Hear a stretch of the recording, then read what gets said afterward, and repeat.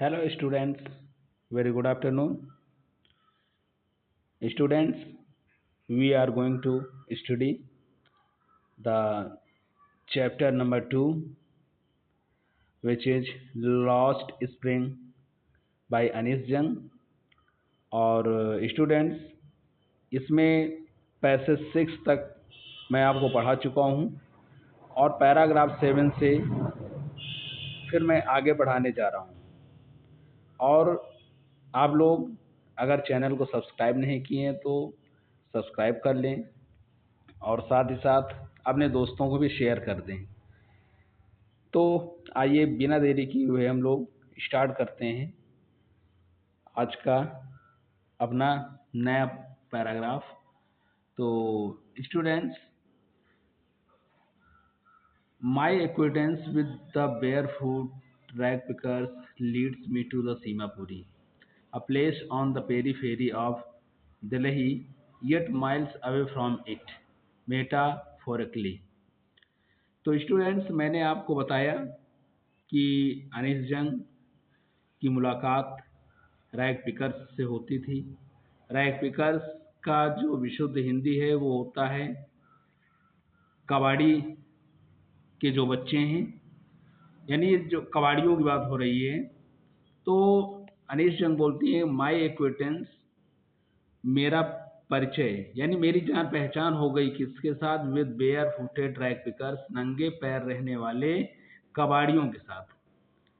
नंगे पैर रहने वाले अर्थात नंगे पैर चलने वाले कबाड़ियों के साथ अनीस जंग की जान पहचान हुई और इस कारण से leads me to the Seemapuri, और इस कारण मैं जान पहचान के कारण उन लोगों के निवास स्थान सीमापुरी तक गई।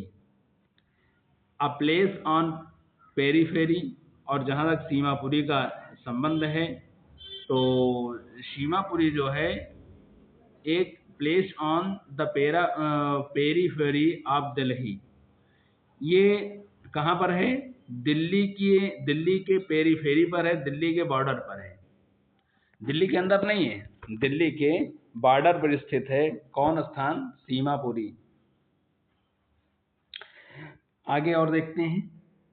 यट, फिर भी, माइल्स अवे फ्रॉम इट, फिर भी, यद्यप दिल्ली के बॉर्डर पर है लेकिन फिर भी दिल्ली से मीलों दूर है। दिल्ली से कितना दूर है? दिल्ली से मीलों दूर है।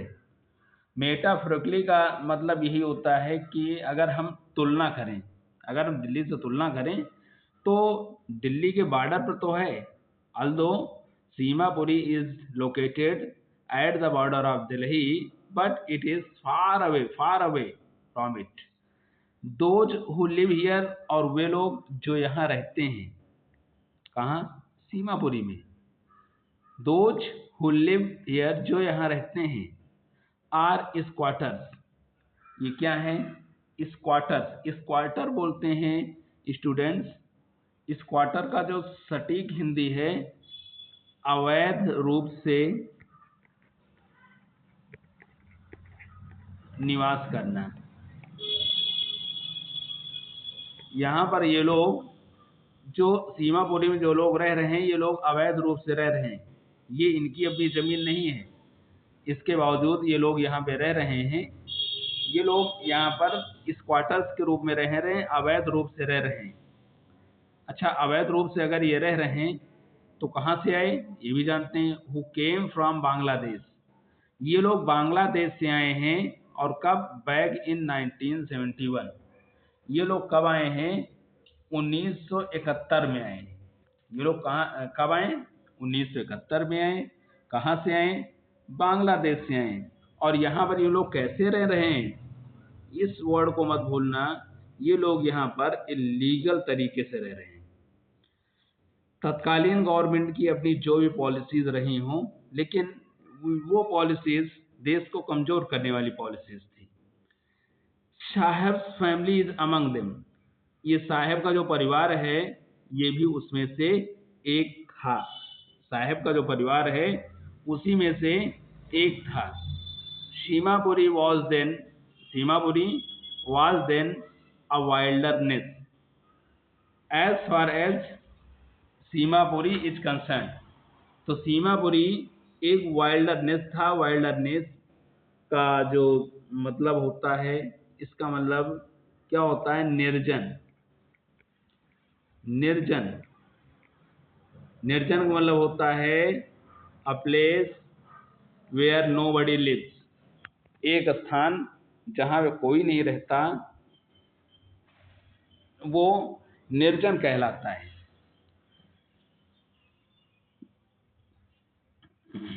It still is, it still is का मतलब ये अभी भी ऐसा ही है, बट लेकिन it is no longer empty, लेकिन अब ये और ज्यादा दिनों तक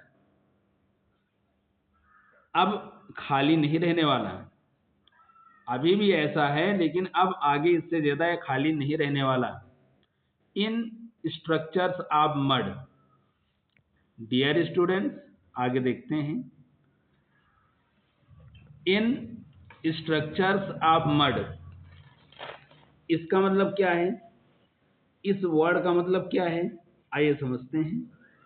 तो यहाँ पर जो मकान है, ये जो वर्ड है, ये मकानों के लिए है।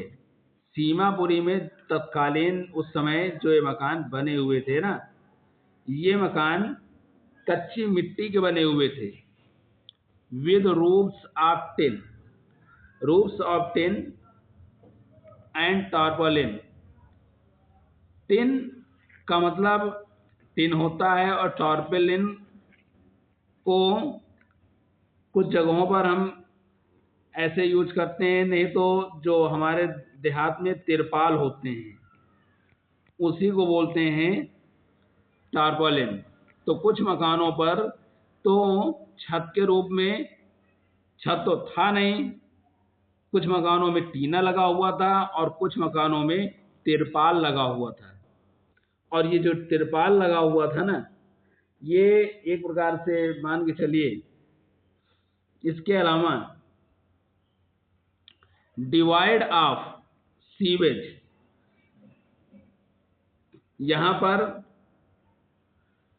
सीवेज, डिवाइड ऑफ सीवेज, यहां पर सीवेज का अभाव, ड्रेनेज आर रनिंग वाटर, और इसके अलावा न यहाँ पर ड्रेनेज है, ड्रेनेज नालियाँ, और रनिंग वाटर, और न बहते हुए पानी की कोई मैनेजमेंट है। जो खुला पानी गलियों में बह रहा है उसकी कोई व्यवस्था यहाँ पर नहीं है। अब आप समझ सकते हैं सीमापुरी कैसा स्थान है। लिव्स थाउजेंड्स रैग पिकर्स, यहाँ पर एक दो नहीं 10,000 कबाड़ी रहते हैं। 10,000 कबाड़ी रहते हैं सीमापुरी में। सीमापुरी में कितने कबाड़ी रहते हैं? 10,000 रैग पिकर्स जो है उस समय रह रहे थे। अकॉर्डिंग टू अनीस जंग, यहाँ पर 10,000 रैग पिकर्स रहते थे। They have lived here for more than 30 years। और सबसे बड़ी बात है कि सीमापुरी में ये जो कबाड़ी हैं, ये करीब करीब 30 साल से रह रहे हैं। कितने साल से फ्रेंड्स? 30 साल से, विदाउट एन आइडेंटिटी। 30 साल से रह रहे हैं। अब आप सोचिए तत्कालीन गवर्नमेंट ने इनको कितना अवैध रूप से रहने दिया। शरण के रूप में साल 2 साल चलता है।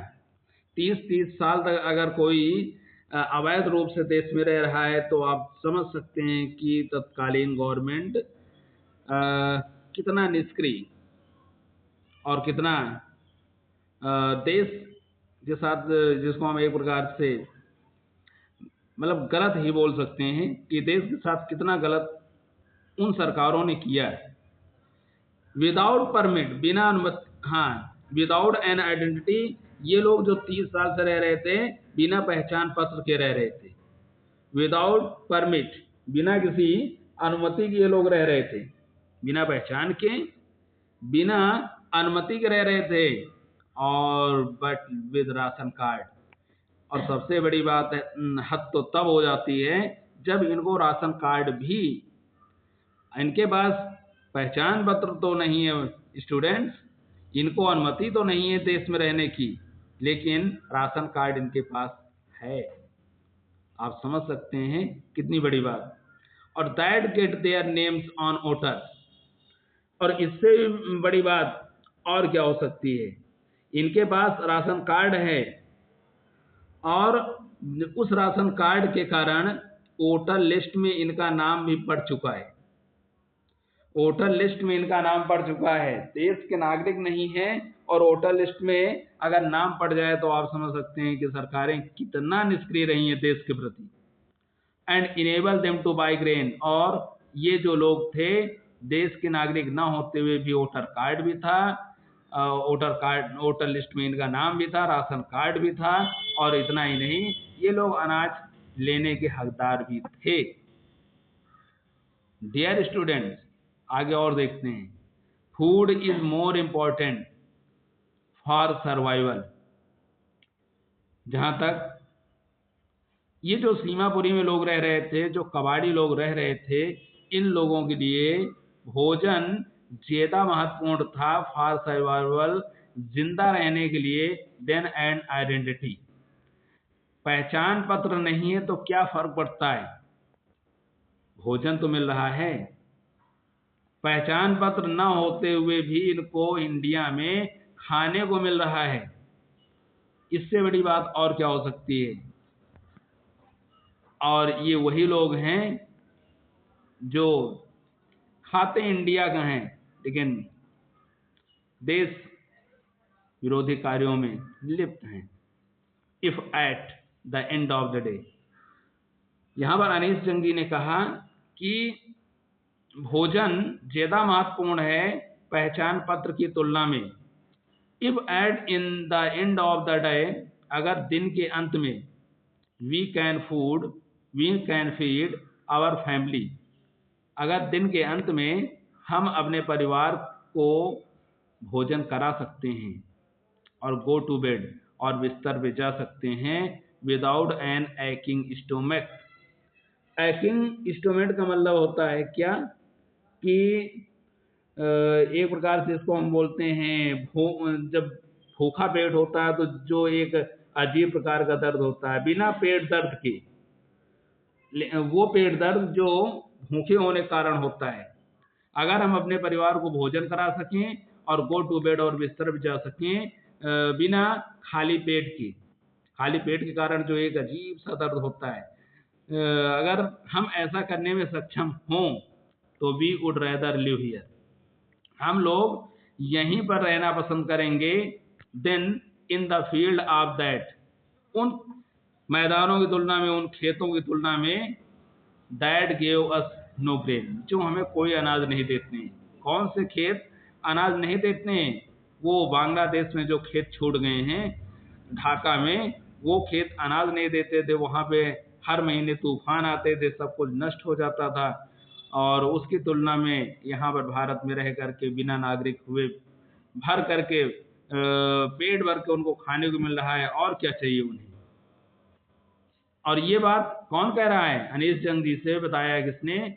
से a group of women in tattered sari, फटी हुई साड़ी पहने हुए एक समूह की महिला ने ये बात बताई थी। उस महिला ने कहा कि बहन, वो खेत हमारे लिए क्या बेनिफिशियल होंगे जो हमें खाने को नहीं दे सकते हैं, जो हमारा पेट नहीं भर सकते हैं, और इसलिए वो स्थान हमारे लिए ज़्यादा महत्वपूर्ण है जहाँ पे हमें 2 वक्त की रोटी मिल रही है, तुलना में उन मैदानों की। When I asked them, जब मैंने उनसे पूछा, किसने पूछा? अनीश जंग ने पूछा। किससे पूछा? उन महिलाओं से पूछा। और क्या मैडम ने पूछा था कि why they left their beautiful land. Anish जंग ने पूछा था कि आप लोगों ने क्यों छोड़ दिया था अपना सुंदर मैदान, आप ग्रीन फील्ड, हरे भरे खेतों के मैदान को आपने छोड़ दिया, आपने नदियों को छोड़ दिया जो बांग्लादेश में स्थित है, आपने अपनी मातृभूमि को क्यों छोड़ दिया। तब ये बात सुन करके उन महिलाओं ने बताया कि उन खेतों से क्या फायदा है जो हमें खाने को नहीं दे सकते, जो हमारा पेट नहीं भर सकते। आगे और देखते हैं थोड़ा। और वेयर एवर, जहां कहीं भी, दे फाइंड फूड, ये लोग जो बांग्लादेश से आए थे, कब आए थे? 1971 में आए थे। जहां कहीं भी इनको भोजन मिला, दे पिच देयर टेंट्स इन लोगों ने क्या किया, अपना टेंट वहीं पर गाड़ दिया। इन्होंने वहां पर अपना टेंट गाड़ दिया और दैट बिकम ट्रांसिट होम। और ट्रांसिट ट्रांसिट का मतलब होता है अस्थाई डेरा। और वहां पर इन लोगों ने अपना अस्थाई डेरा डाल दिया। जहां पर भी भोजन का जुगाड़ था, अगर भोजन इनको जो है लखनऊ में मिल रहा है तो लखनऊ में इन्होंने अपना टेंट गाड़ दिया, अगर रायबली में मिल रहा है तो रायबली में गाड़ दिया, और अगर ऊंचाहार में इनको खाने को मिल रहा है तो वहां पर भी टेंट गाड़ दिया। इन लोगों ने जो बांग्लादेश से आए थे 1971 में। Children grow up in them, अब उनके बच्चे सयाने भी हो रहे हैं। बात कब की है बताइए, 30 साल पहले आए थे, सरकार उनको बाहर नहीं कर पाई, बच्चे उनके सयाने हो रहे थे, बिकमिंग पार्टनर इन सर्वाइवल। और अब उनके बच्चे भी अपनी सर्वाइवल में, अपनी जीविका के सहभागी बन रहे थे। जो बच्चे उस समय 1 साल के थे, आज वो बच्चे 30 साल के हो गए हैं, जवान हो गए हैं। तो वो बच्चे भी अब अपने माता पिता के कार्यों में हाथ बटाते हैं। एंड सर्वाइवल इन सीमापुरी, सीमापुरी जैसे स्थान पर जीविका कमाना मीन्स मतलब रैग पिकिंग, कूड़ा कचड़ा। सीमापुरी में एक प्रकार से जीविका कमाने का मतलब जानते हो क्या है? रैग पिकिंग, कूड़ा कचड़ा उठाना। If you are living in the place like Simapuri, that means you will have to rag picking through the years. सालों से it has acquired the proportion of time art. सालों से ये मान चलिए कि वहां पर through the years it has acquired, वर्षों से इट हैज एक्वायर्ड मतलब इसने प्राप्त किया था, proportion of time. Proportion of time का जो सटीक अर्थ है वो एक प्रकार से ये है कि ये एक प्रकार से उनके लिए कुशलता, proportion of time of art. Art means कला, टाइम समय, मतलब वर्षों से रैग पिकिंग उनके जीविका का एक स्रोत बन गया। एक प्रकार से ये उनकी एक कला बन गई है। क्या? कूड़ा कचड़ा बिनना, कूड़ा कचड़ा उठाना, और ये सब चीज़ें जो है कबाड़ी का काम करना, ये उनकी अपनी कला बन गई है। या इसको हम कह सकते हैं in other ways it has become their source of income. Garbage to them is gold. जिस कूड़े कचड़े को डियर स्टूडेंट्स हम लोग छूना नहीं पसंद करते हैं, वो कूड़ा कचड़ा उनके लिए सोना बन गया। सोना मीन्स सोर्स ऑफ मनी, और it has their daily bread. यही कूड़ा कचड़ा उनको प्रतिदिन रोटी दिलाता है। क्या दिलाता है? प्रतिदिन उनको रोटी दिलाता है। A roof over their heads, सिर ढकने के लिए छत दिलाता है। और इवन इफ यद्यप इट इज लीकिंग रूफ, यद्यपि ये वो अलग की बात है कि उनकी छत से पानी टपकता है। उस लेवल का छत तो नहीं है फ्रेंड्स, लेकिन फिर भी अगर पानी टपकने वाला छत भी उनको मिल रहा है तो किसके कारण? यही the proportion of fine art, मतलब ये जो उनके पास एक विशेष प्रकार की कला है, क्या? रैग पिकिंग की, ये उसी के कारण। अगर कोई पूछे what is the source of income, तो आप क्या बताएंगे रैग पिकर्स के लिए? तो उसका जो सोर्स ऑफ इनकम है वो गार्बेज है, और गार्बेज से उनको रोटी मिल रही है। अब कैसे मिल रही है आप समझते होंगे। भाई कूड़ा कचड़ा वो उठा रहे हैं, उसमें से कुछ महत्वपूर्ण चीज़ें वो बिनेंगे, इसके बाद उसको जाकर के कहीं पर बेच देंगे, इसके बाद 4 पैसे मिलेंगे, उससे वो रोटी भी खरीद सकते हैं। अपने मतलब सर ढकने के लिए छत भी तैयार कर सकते हैं। वो अलग की बात है कि वो छत से पानी टपकता है, but for a child it is even more. लेकिन एक बच्चे के लिए ये बहुत बड़ी बात है। एक बच्चे के लिए ये बहुत बड़ी बात है। तो डियर स्टूडेंट्स, ये था पैराग्राफ नंबर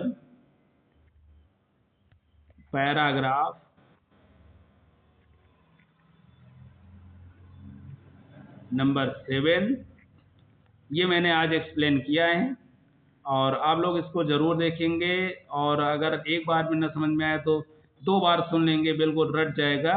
और इसके बाद आप लोग इसका हिंदी अनुवाद भी लिख करके ग्रुप में ज़रूर पोस्ट करिए। और देखिए, ये आपका इंटर लेवल है, अगर इंटर में मेहनत नहीं करेंगे तो फिर 90 के आसपास पहुंचना भी मुश्किल हो जाएगा। और ये जानते हैं कि इंग्लिश ही वो सब्जेक्ट है जहां से परसेंटेज आपके डेवलप होते हैं। तो डियर स्टूडेंट्स, खुद भी पढ़ें और अपने दोस्तों को भी शेयर करें। क्योंकि अगर मैं मेहनत कर रहा हूं तो मुझको भी थोड़ा सपोर्ट की आवश्यकता है। मैं आपका सपोर्ट कर रहा हूं और आप भी चैनल को सपोर्ट करें ज़्यादा से ज़्यादा, क्योंकि जब ठीक ठाक नंबर हो जाएगा तो इसके बाद हम लाइव क्लास भी लोगों को उपलब्ध कराएंगे। बहुत बहुत धन्यवाद। जय